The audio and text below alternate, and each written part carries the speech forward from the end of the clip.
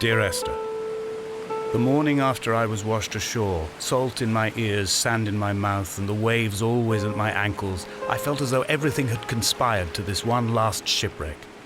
I remembered nothing but water, stones in my belly and my shoes, threatening to drag me under to where only the most listless of creatures swim.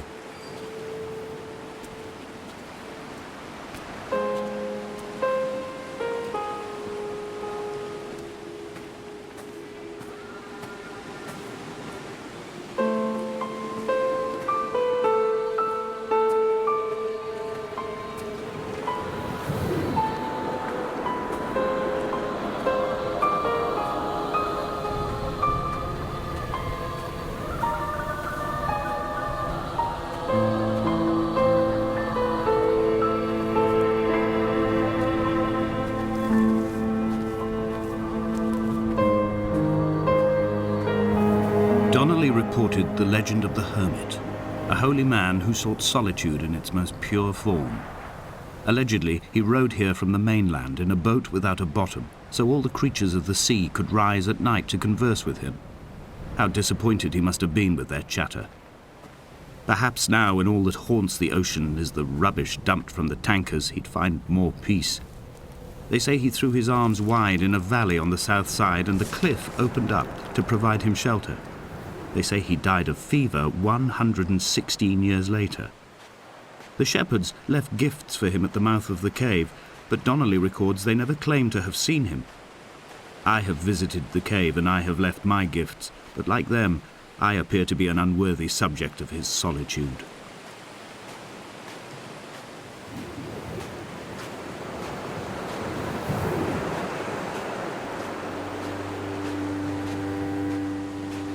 Those islands in the distance, I'm sure, are nothing more than relics of another time, sleeping giants, somnambulist gods laid down for a final dreaming.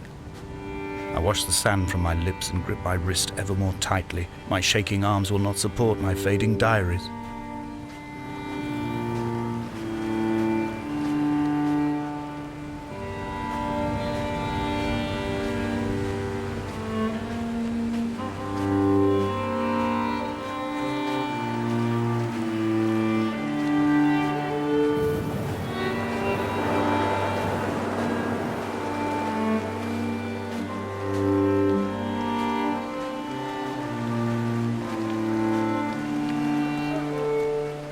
I have found the ship's manifest, crumpled and waterlogged under a stash of paint cans.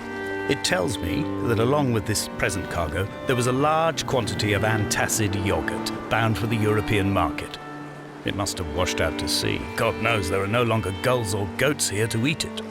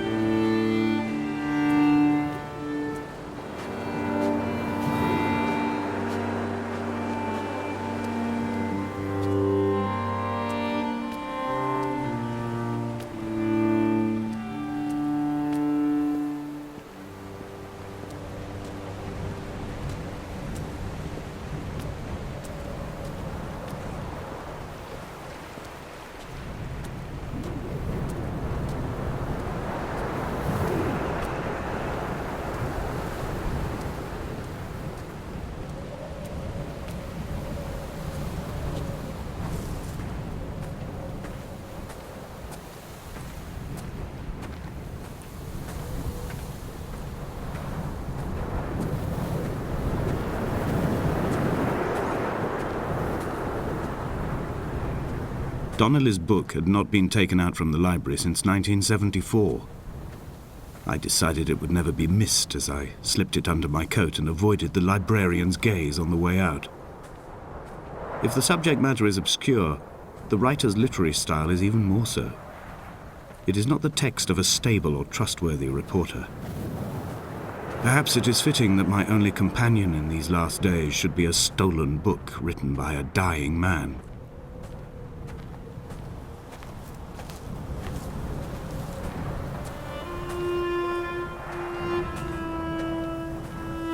When someone had died or was dying, or was so ill they gave up what little hope they could sacrifice, they cut parallel lines into the cliff, exposing the white chalk beneath.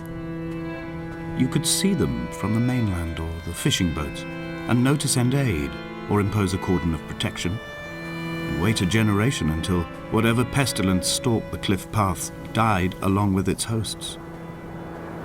My lines are just for this: to keep any would-be rescuers at bay. The infection is not simply of the flesh.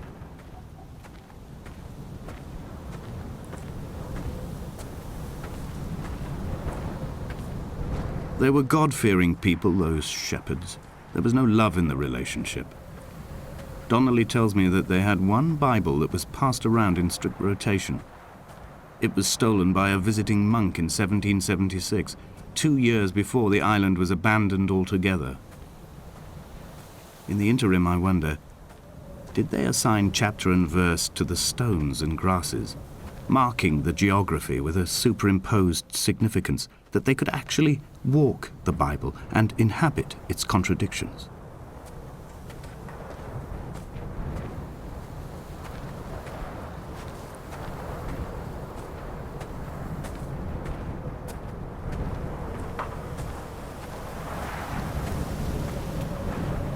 Dear Esther, I met Paul. I made my own little pilgrimage. My Damascus, a small semi-detached on the outskirts of Wolverhampton. We drank coffee in his kitchen and tried to connect to one another. Although he knew I hadn't come in search of an apology, reason or retribution, he still spiraled in panic, thrown high and lucid by his own dented bonnet. Responsibility had made him old. Like us, he'd already passed beyond any conceivable boundary of life. I would leave you presents outside your retreat in this interim space between cliff and beach. I would leave you loaves and fishes, but the fish stocks have been depleted and I've run out of bread. I would row you back to your homeland in a bottomless boat, but I fear we would both be driven mad by the chatter of the sea creatures.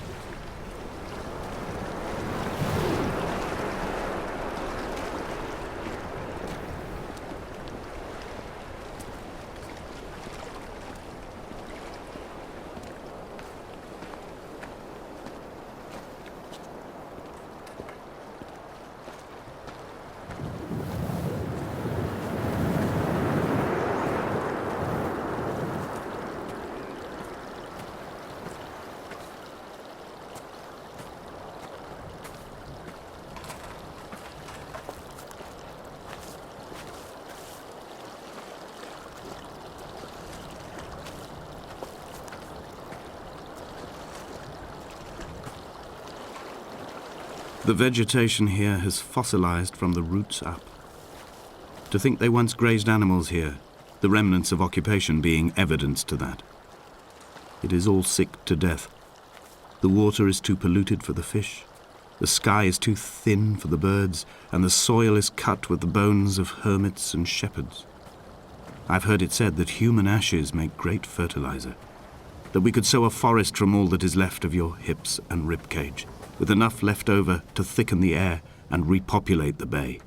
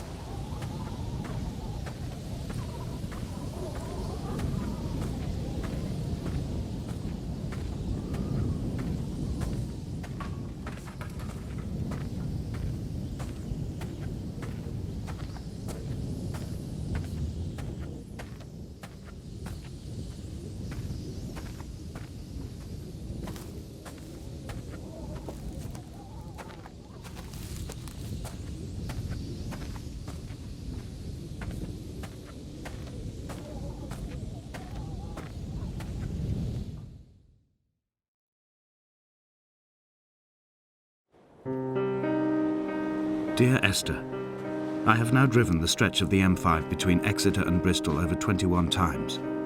But although I have all the reports and all the witnesses and have cross-referenced them within a millimetre using my Ordnance Survey maps, I simply cannot find the location.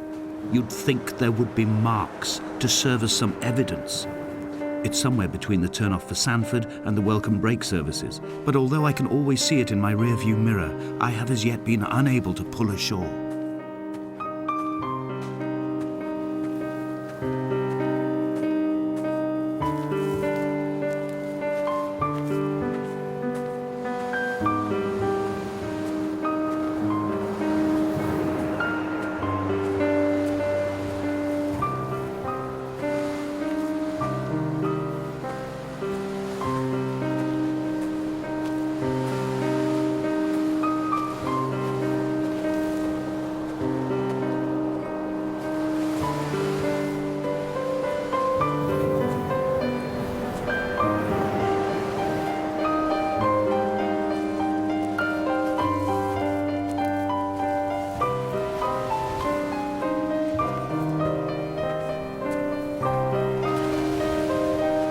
I've begun to wonder if Donnelly's voyage here was as prosaic as it was presented.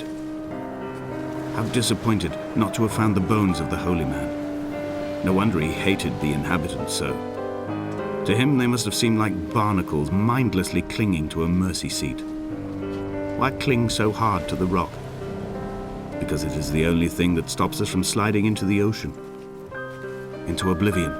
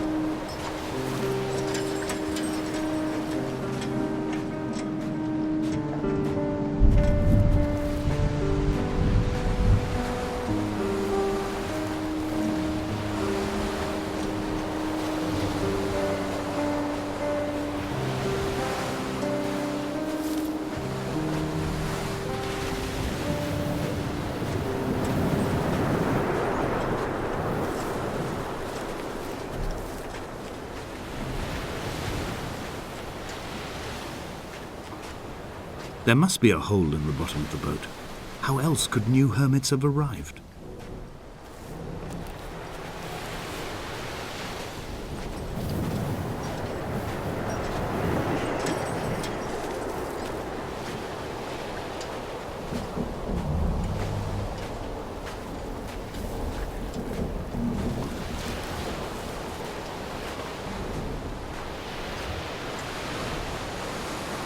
I had kidney stones and you visited me in the hospital. After the operation, when I was still half submerged in anesthetic, your outline and your speech both blurred. Now my stones have grown into an island and made their escape, and you have been rendered opaque by the car of a drunk.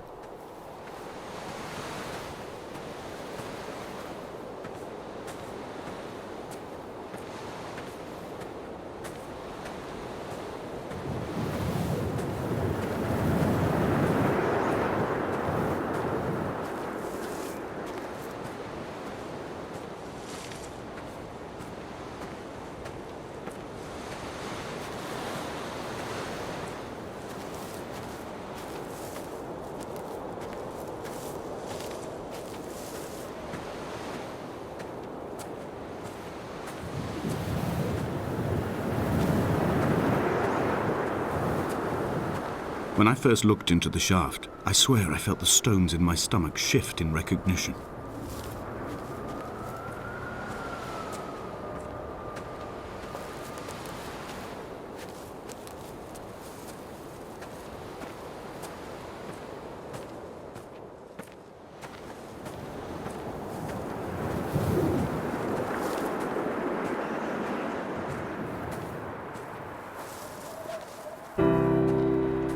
I've begun to climb, away from the sea and towards the center. It is a straight line to the summit, where the evening begins to coil around the aerial and squeeze the signals into early silence. The bothy squats against the mount to avoid the gaze of the aerial. I too will creep under the island like an animal and approach it from the northern shore.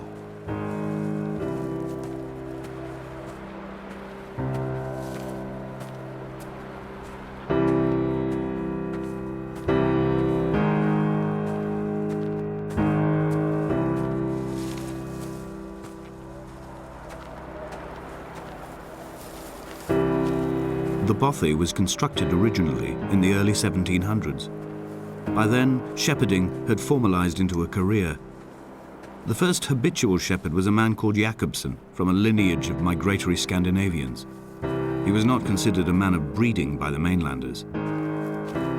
He came here every summer whilst building the bothy, hoping eventually that becoming a man of property would secure him a wife and a lineage. Donnelly records that it did not work. He caught some disease from his malcontented goats and died 2 years after completing it. There was no one to carve white lines into the cliff for him either.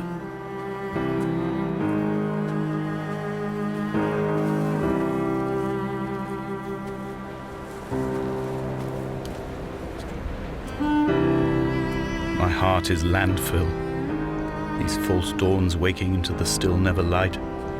I sweat for you in the small hours and wrap my blankets into a mass. I have always heard the waves break on these lost shores, always the gulls forgotten. I can lift this bottle to my ear, and all there ever is for me is this Hebridean music.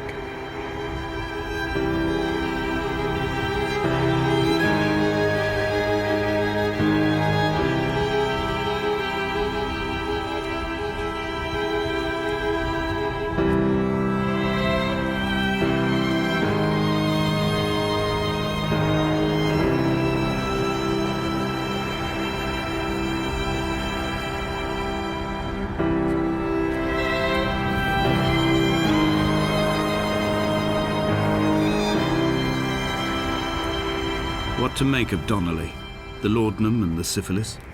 It is clearly not how he began, but I've been unable to discover if the former was a result of his visiting the island or the force that drove him here.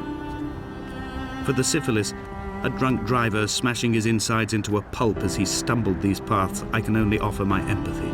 We're all victims of our age. My disease is the internal combustion engine and the cheap fermentation of yeast.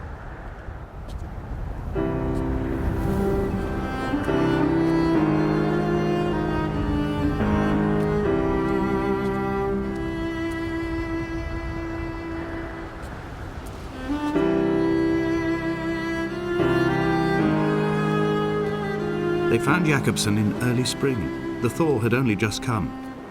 Even though he'd been dead nearly 7 months, his body had been frozen right down to the nerves and had not even begun to decompose. All around him, small flowers were reaching for the weak sun. The goats had adjusted happily to life without a shepherd and were grazing freely about the valley. Donnelly reports they hurled the body in fear and disgust down the shaft, but I cannot corroborate this story.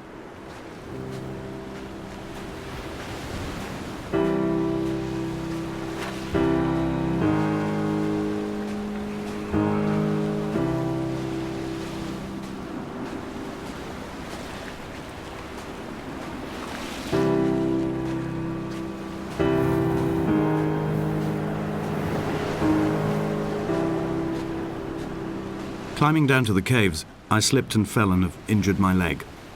I think the femur is broken. It is clearly infected.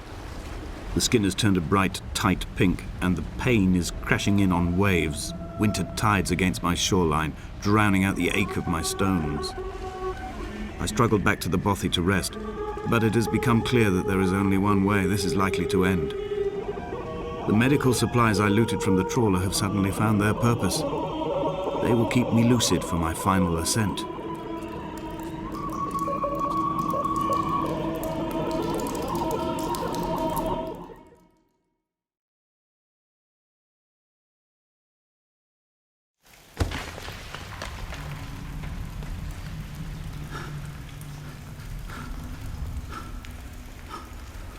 Donnelly did not pass through the caves. From here on in, his guidance, unreliable as it is gone from me. I understand now that it is between the two of us, and whatever correspondence can be drawn from the wet rocks.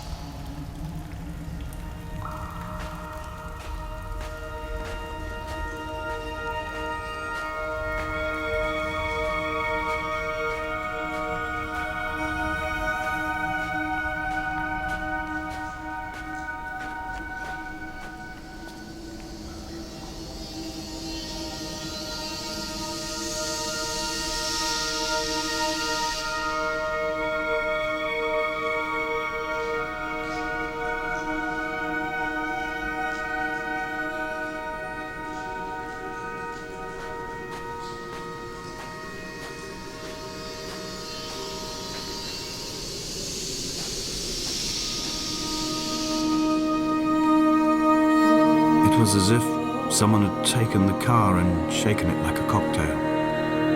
The glove compartment had been opened and emptied with the ashtrays and the boot. It made for a crumpled museum, a shattered exhibition.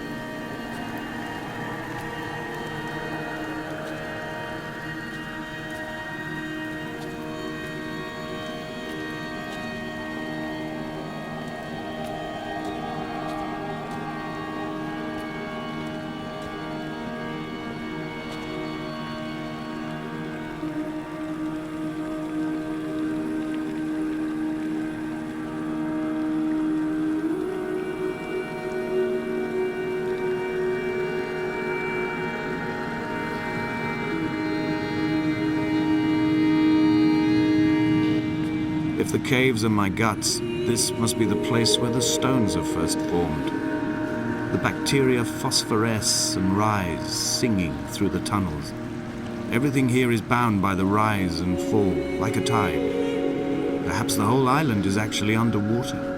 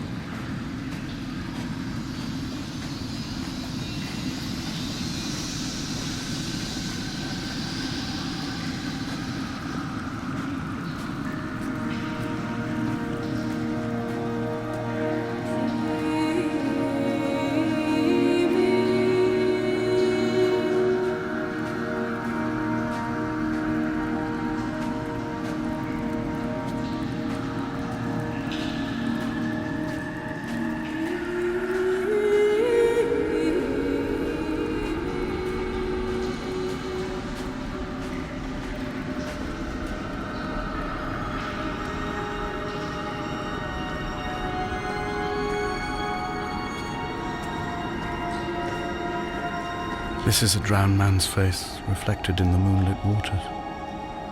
It can only be a dead shepherd who has come to drunk drive you home.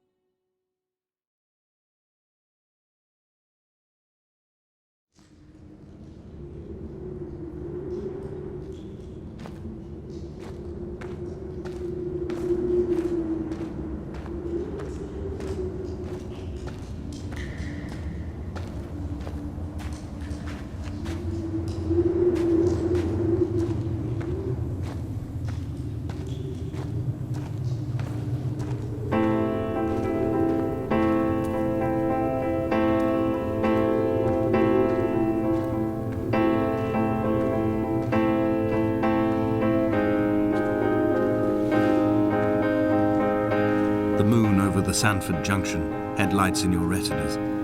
Donnelly drove a grey hatchback without a bottom.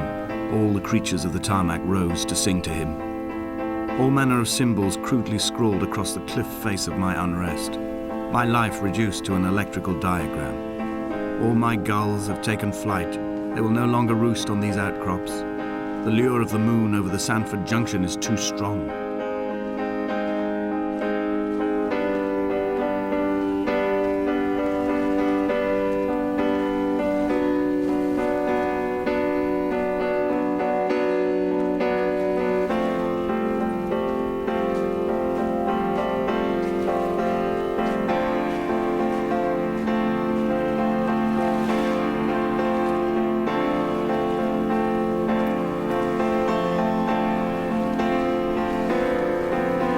fire and soil, I chose fire. It seemed the more contemporary of the options, the more sanitary. I could not bear the thought of the reassembly of such a ruin. Stitching arm to shoulder and femur to hip, charting a line of thread like traffic stilled on a motorway, making it all acceptable for tearful aunts and traumatized uncles flown in specially for the occasion. Reduce to ash, mix with water, make a phosphorescent paint for these rocks and ceilings.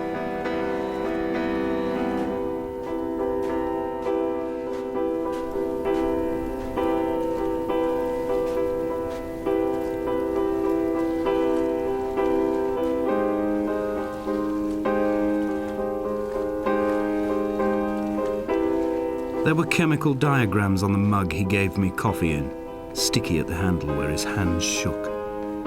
He worked for a pharmaceutical company with an office based on the outskirts of Wolverhampton. He'd been travelling back from a sales conference in Exeter, forming a strategic vision for the peddling of antacid yogurt to the European market. You could trace the connections with your finger, join the dots, and whole new compounds would be summoned into activity.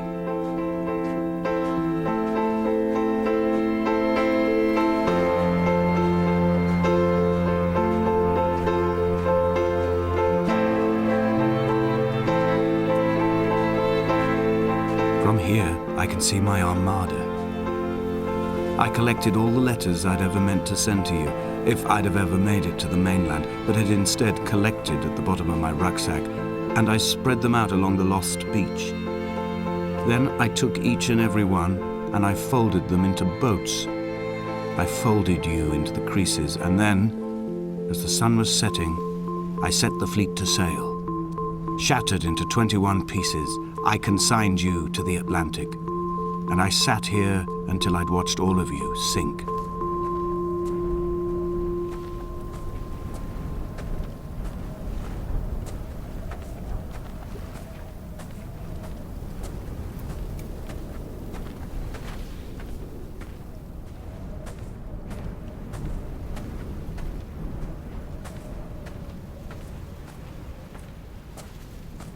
The pain in my leg sent me blind for a few minutes as I struggled up the cliff path.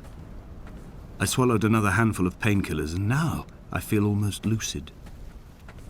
The island around me has retreated to a hazed distance, whilst the moon appears to have descended into my palm to guide me. I can see a thick black line of infection reaching for my heart from the waistband of my trousers. Through the fugue, it's all the world like the path I have cut from the lowlands towards the aerial.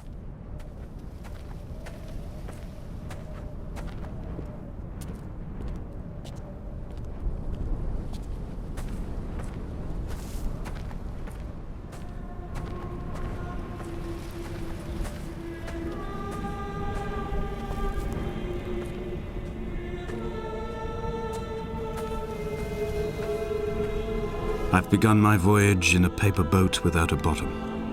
I will fly to the moon in it. I've been folded along a crease in time, a weakness in the sheet of life. Now you've settled on the opposite side of the paper to me. I can see your traces in the ink that soaks through the fiber, the pulped vegetation. When we become waterlogged and the cage disintegrates, we will intermingle. When this paper aeroplane leaves the cliff edge and carves parallel vapor trails in the dark, we will come together.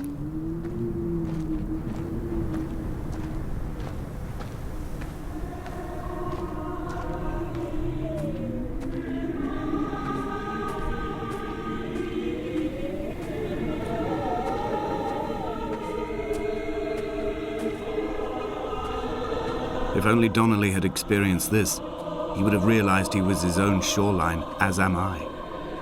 Just as I am becoming this island, so he became his syphilis, retreating into the burning synapses, the stones, the infection.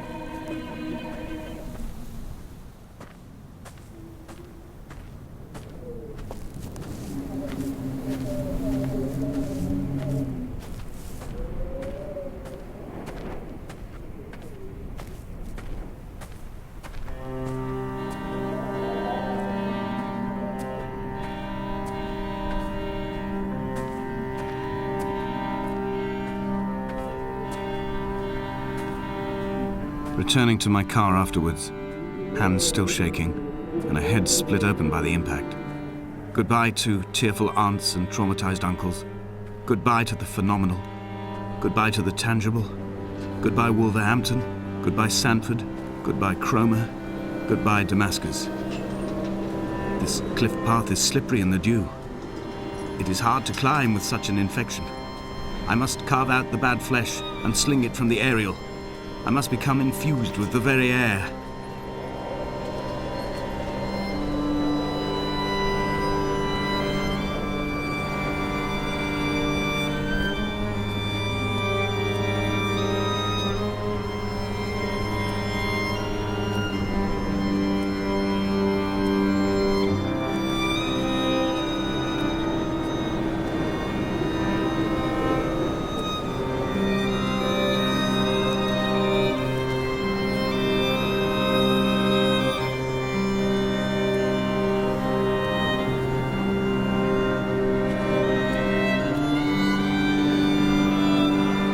Drunk, Esther. He was not drunk at all. He had not drunk with Donnelly or spat Jacobson back at the sea.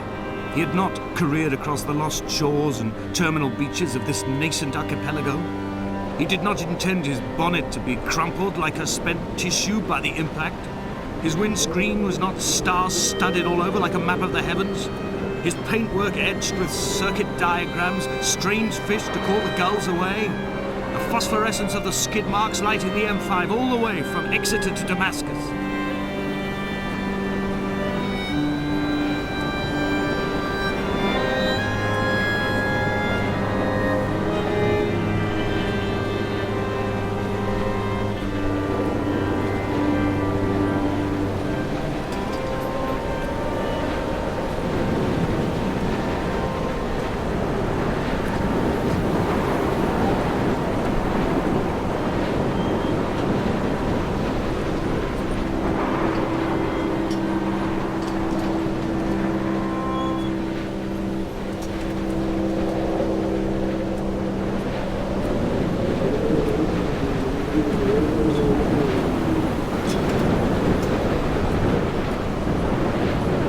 Twin vapor trails in the air, white lines etched into these rocks.